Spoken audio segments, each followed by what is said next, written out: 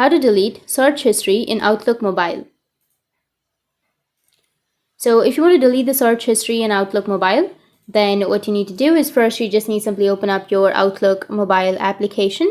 Make sure that you have a stable internet connection and make sure that you've logged into your account. Now, after logging in, you need to go with the profile option, which is on the upper left. Tap on profile, and then you can go with settings, which is on the bottom left.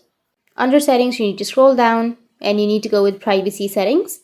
And under privacy settings, you can scroll down again, and here you will have history. You will have your search history, and if you want to clear or delete your search history, you just need to simply tap on it.